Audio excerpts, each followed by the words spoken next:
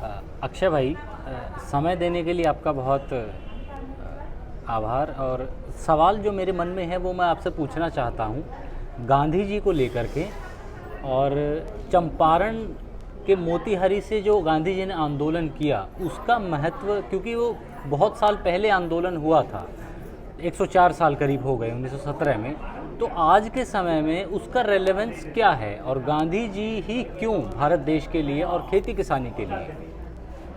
देखिए, गांधी जी ऐसे एक व्यक्तित्व थे जो ग्रास रूट से जुड़े हुए थे। किसान मजदूर से लेकर हर तबके के साथ उनका संबंध था।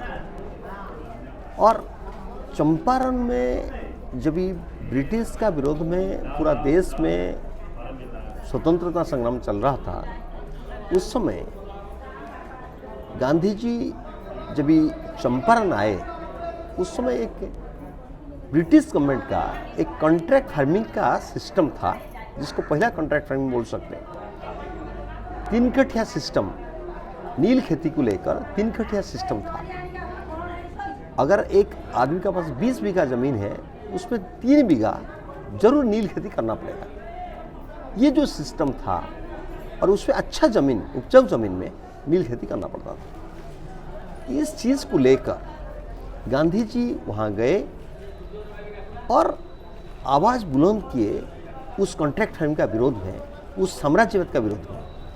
इसलिए उस समय अगर देखा जाए, साम्राज्यवाद का विरोध में आंदोलन को तेज करने के लिए ग्रास रूट में, तृणमूल स्तर में किसान को जोड़ देना उस स्वतंत्रता संग्राम का साथ, और पहला कॉन्ट्रैक्ट फार्मिंग का विरोध में आवाज बुलंद करना, ये उस समय का एक ऐसे आंदोलन जो कांग्रेस का साथ, जो एक इंटेलेक्चुअल फोरम था, एक जस्ट कुछ लोगों का, कुछ वकील, कुछ बुद्धिजीवी, कुछ राजनीतिक व्यक्तित्व, उनका फोरम था, उसको आम आदमी की तरह मोड़ दिया।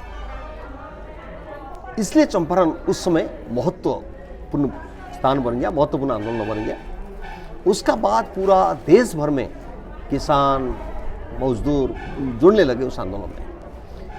ऐसे अगर देखेंगे 104 साल बाद आज दूसरे व्यक्तित्व जो हमारा प्रधानमंत्री नरेंद्र मोदी जी है, उन्होंने पूरा देश भर में कॉन्ट्रैक्ट फार्मिंग लागू करने जा रहे हैं। जो 3 काला कृषि कानून लाए हैं, स्पेशल ऑर्डिनेंस के माध्यम से फिर उसको कानून बनाए, विभिन्न राज्यसभा में तो ध्वनिमत भी पास करा दिए।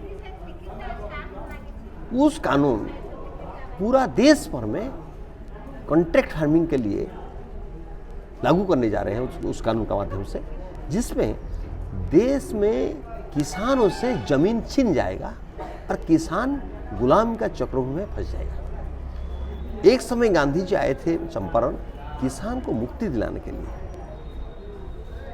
कॉन्ट्रैक्ट फार्मिंग का विरुद्ध में जिनका जो आवाज बुलंद किए थे, उसमें किसान का मुक्ति दिलाने के लिए आए थे।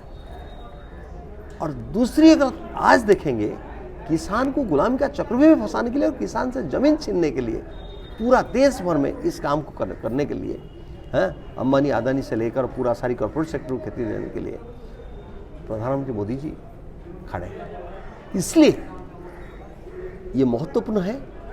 104 साल बाद गांधी जी जिस साम्राज्यवाद का विरोध में लड़ाई शुरू किए थे, वो लड़ाई आज बहुत प्रासंगिक हो गया। इसलिए हमने पदयात्रा जो शुरू की है, ये चंपारण से बनारस, क्योंकि बनारस प्रधानमंत्री मोदी जी का संसदीय क्षेत्र है, और प्रधानमंत्री मोदी जी ये संसदीय राजनीति में इस प्रतिनिधिमूलक जो लोकतंत्र है, उसमें एक मुख्य प्रतिनिधि है।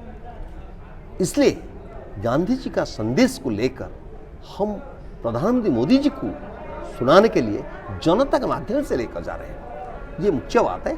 इसलिए आज गांधी का उस चंपारण सत्याग्रह बहुत प्रासंगिक है।